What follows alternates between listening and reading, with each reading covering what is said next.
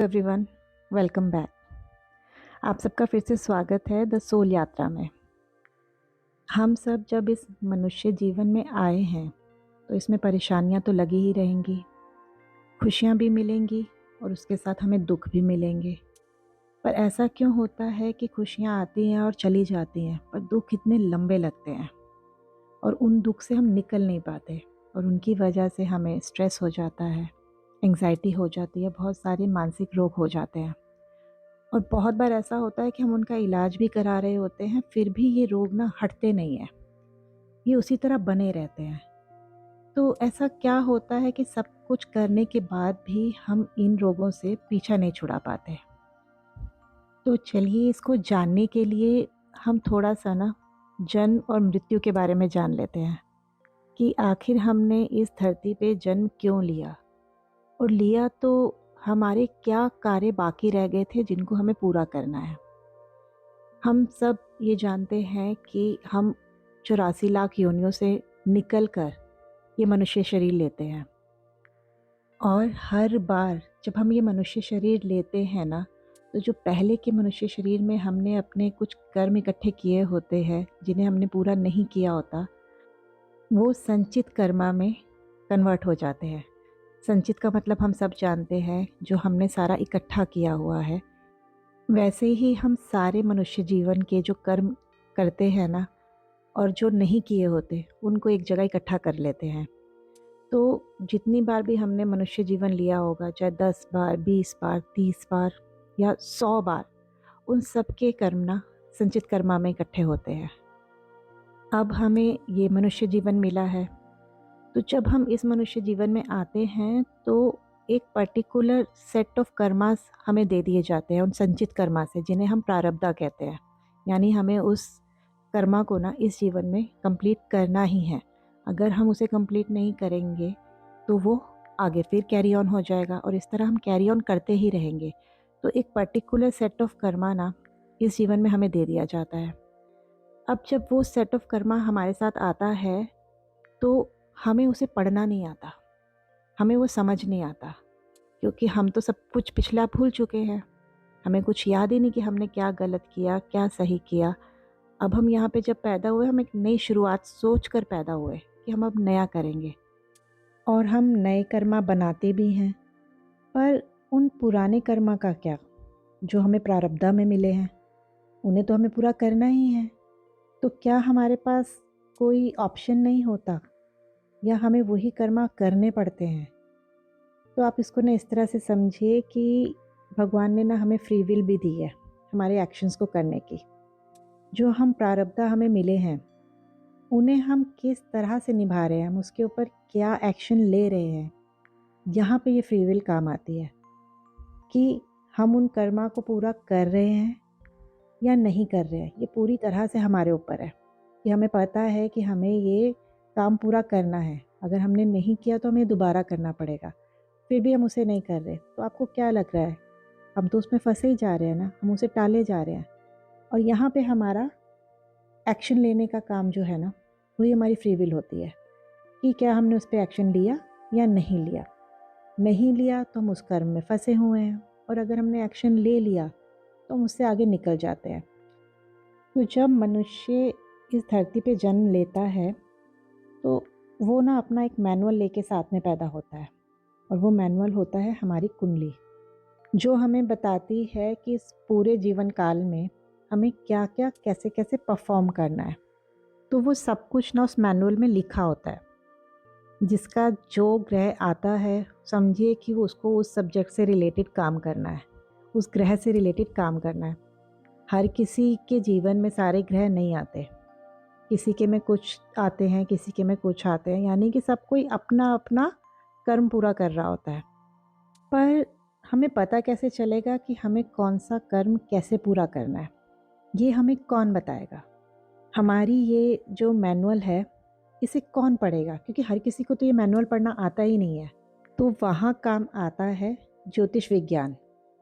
हाँ जी, ज्योतिष एक विज्ञान है, एस्ट्रोलॉजी एक साइंस है। जिस तरह से हम ये फिज़िक्स, केमिस्ट्री, बायो पढ़ते हैं ना एज अ साइंस, ज्योतिष भी एक विज्ञान ही है। विज्ञान कह लें और ज्योतिष विज्ञान कह लें, ये दोनों ही ना हमारे वेदों से निकले हैं। इस तरह के सारे शास्त्र जिनमें हमें जीवन जीने की कला बताई गई है, जीवन जीने के नियम बताए गए हैं और हमारे जीवन में जिनका बहुत महत्वपूर्ण रोल है, वो सारे ही ना वेदों से निकले हैं। तो जिस शास्त्र के बारे में वेदों में बात की गई है, तो वो शास्त्र अंधविश्वास तो हो नहीं सकता। अंधविश्वास तो हम उसे बना देते हैं। जो चीज़ हमें समझ नहीं आती उसको हम ना मानने से ही मना कर देते हैं कि ये तो होता ही नहीं है। जो हमें दिखाई नहीं देता वो होता नहीं है, जो हमें समझ नहीं आता वो होता ही नहीं है। तो एस्ट्रोलॉजी भी ना कुछ इन्हीं पैमाने पे चलती है। तो चलिए वापस बात करते हैं अपने मैनुअल के ऊपर कि हर कोई अपना मैनुअल लेके आया होता है और हर किसी को वो मैनुअल पढ़ना नहीं आता। तो वो जो मैनुअल यानी हमारी कुंडली है ना, उसको हम एस्ट्रोलॉजर को दिखाते हैं क्योंकि वो उसको पढ़ने में इक्विप्ड होते हैं। अब जिसको संस्कृत नहीं आती, हम संस्कृत के विद्वानों के पास जाके उसके बारे में पूछते हैं। जिसको फिज़िक्स नहीं आती, वो फिज़िक्स के टीचर के पास जाके पूछते हैं। तो जिसको जो सब्जेक्ट नहीं आता, हम उसके लिए उसका एक्सपर्ट ढूंढते हैं।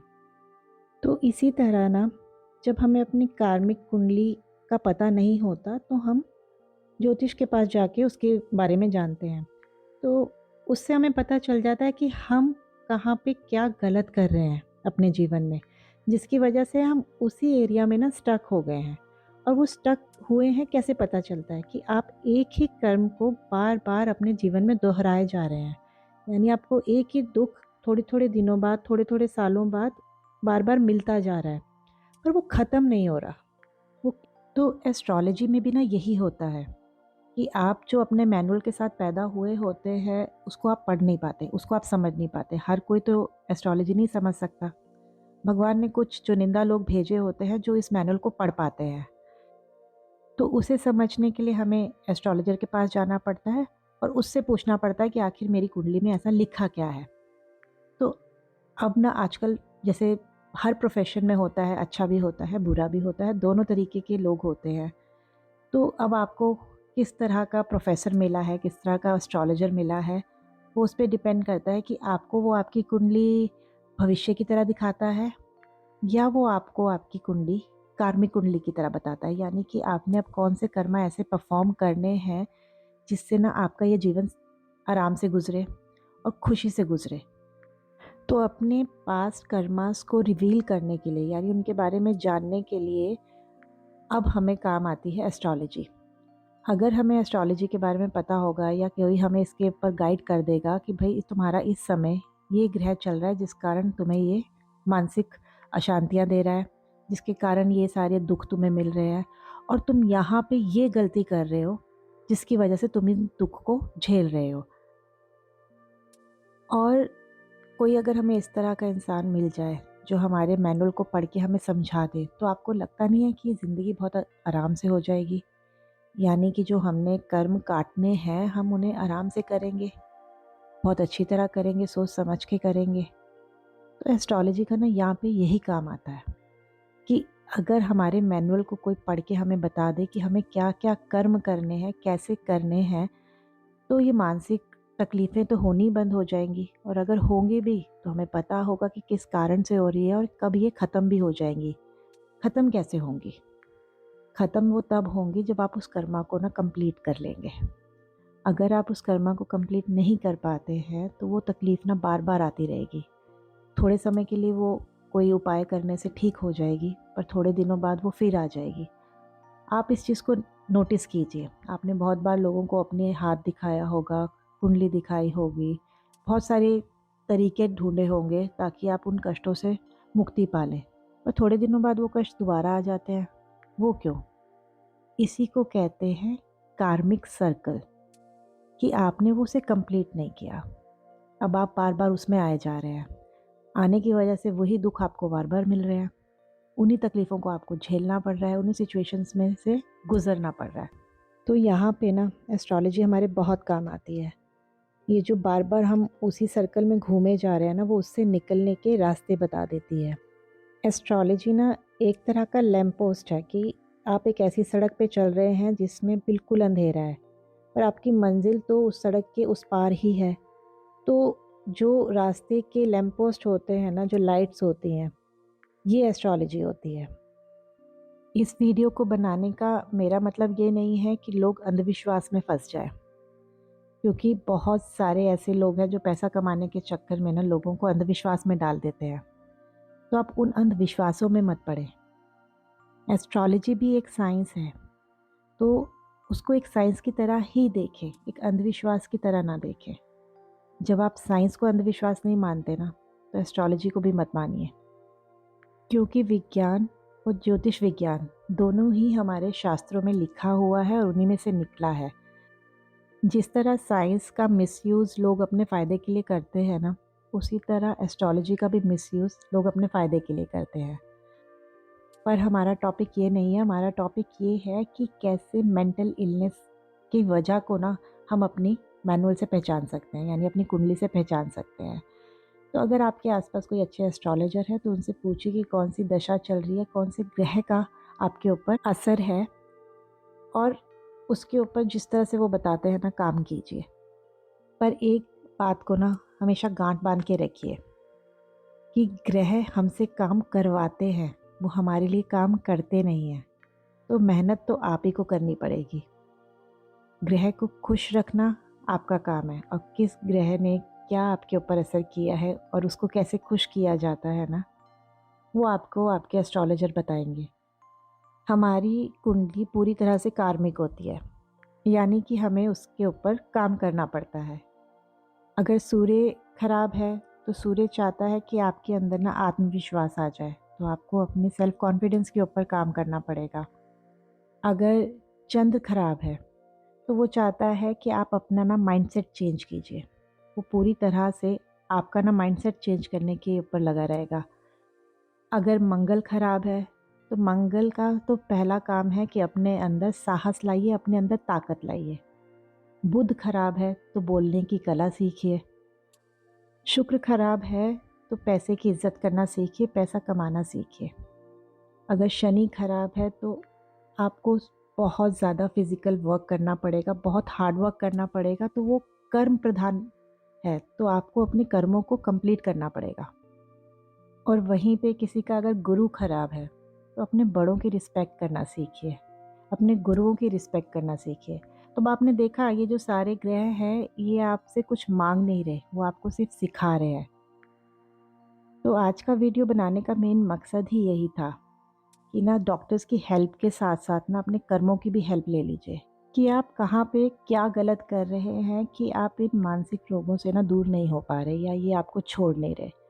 अगर इन दोनों की हेल्प के साथ, यानी कि आप डॉक्टर्स की भी हेल्प ले रहे हैं, अपनी मैनुअल यानी कुंडली की भी हेल्प ले रहे हैं, और वो सब कर रहे हैं, तो देखिएगा कि आपके मन में कैसे कॉन्फिडेंस आता है इन चीज़ों से लड़ने का। द मिनट आपके अंदर वो विश्वास आ गया और आपने वो कार्य करने शुरू कर दिए, तो आप अपने अंदर एक पॉजिटिव चेंज देखेंगे। तो ये तो था मेरा आज का पॉडकास्ट।